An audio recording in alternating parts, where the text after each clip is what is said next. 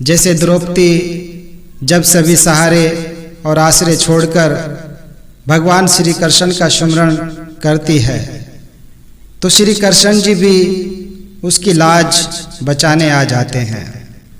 और भक्त ध्रुव और प्रहलाद को भी हम सभी भली भांति ही जानते हैं कि कैसे उनको भी इस प्रभु परमात्मा ने अपनी अखंड भक्ति प्रदान की हुई थी, और उसी भक्ति की शक्ति के कारण ही किस प्रकार उनकी भी रक्षा हुई, ये भी हम सभी भली भांति ही जानते हैं।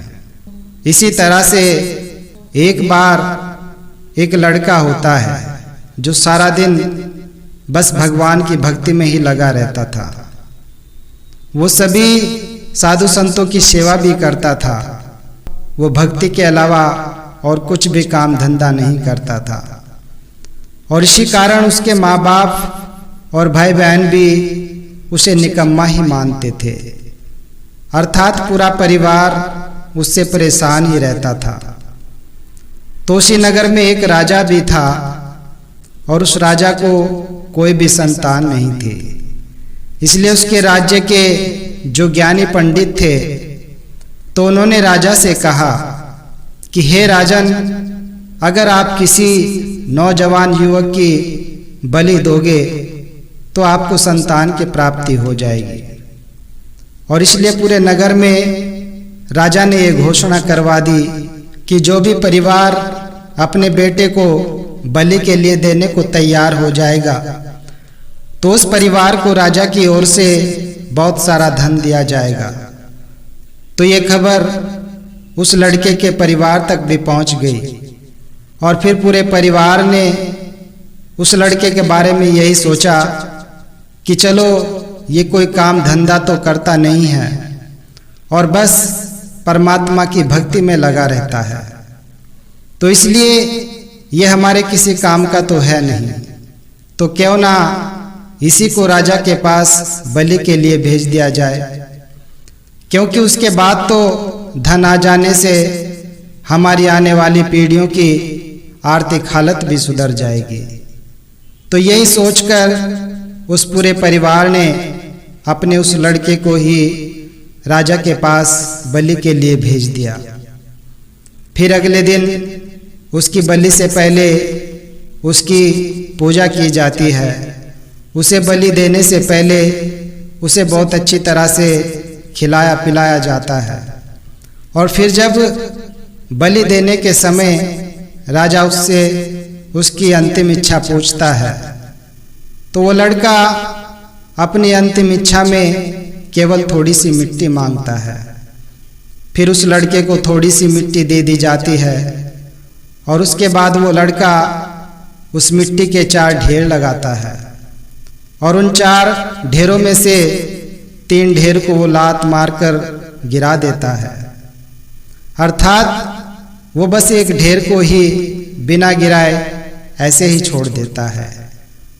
और ये सब कार्य करने के बाद वो लड़का उस राजा से कहता है कि राजा, अब आप मेरी बलि दे सकते हो। लेकिन अब राजा उस लड़के की इस हरकत से बहुत परेशान था और हैरान भी था, और इसलिए राजा ने उस लड़के से पूछा कि पहले तुम ये बताओ कि तुमने पहले 3 ढेरों को क्यों तोड़ दिया और इस आखिरी ढेर को क्यों छोड़ दिया। तो उस लड़के ने कहा कि आप इस बात को बस यहीं रहने दो, और आप बस मेरी इसी समय बलि दे दो।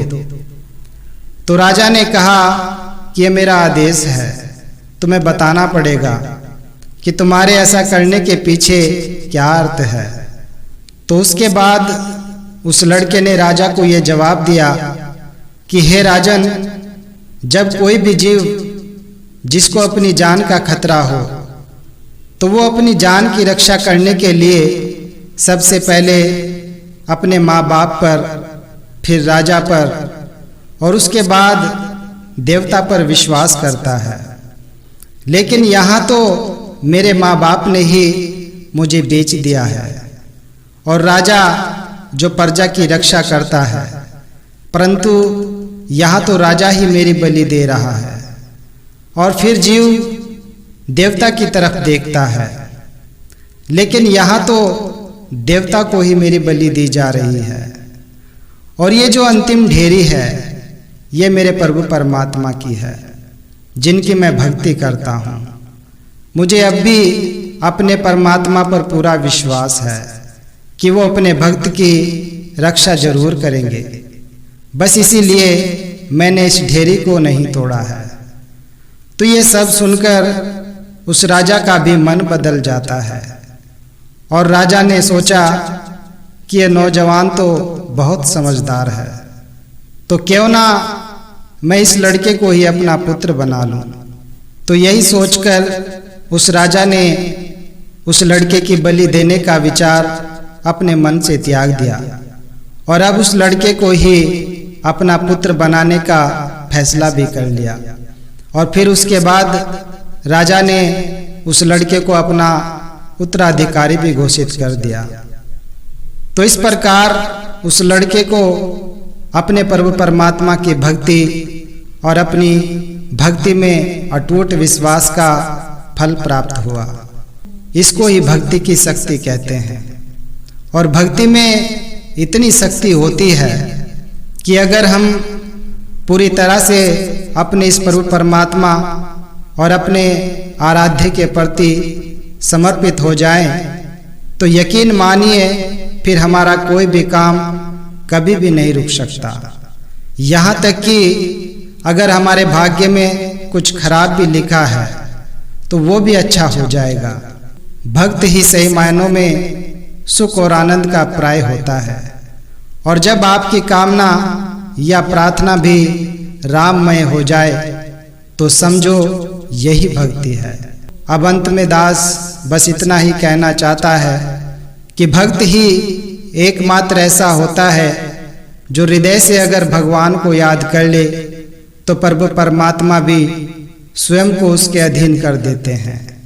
और इसलिए कहा गया है कि सच्ची भक्ति से भगवान भी भक्तों के वश में हो जाते हैं।